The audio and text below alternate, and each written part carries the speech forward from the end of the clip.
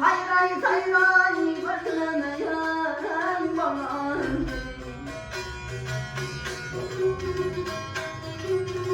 Ay bülbüller getirdi kızın lanetine, hasratından sevmeyen bana.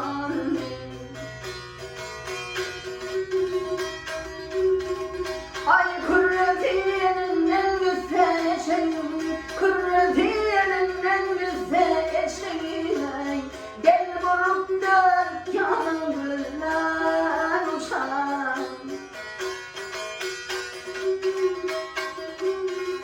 Ay atmaya alırsa elin köşeğine, bağrım dolayıp boğulamayan bana.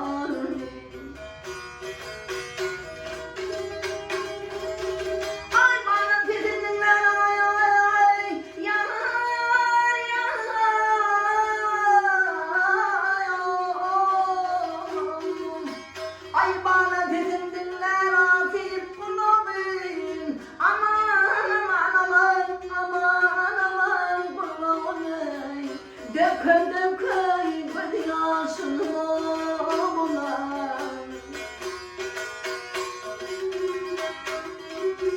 Ay abinin alırsa elin oğlu yine, meley meley bilmeyen bana.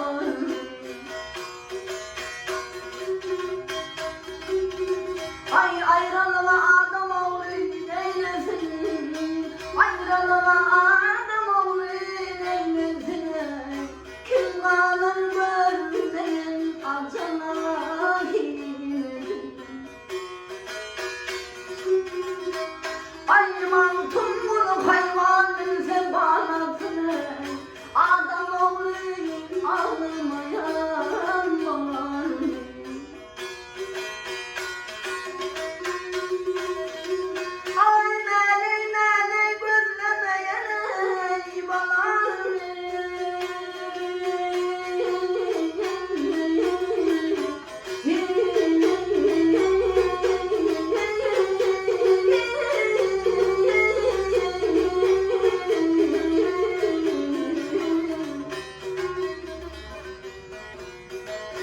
Adam oğlu ağlamayan bana, melek melek bilmeyen.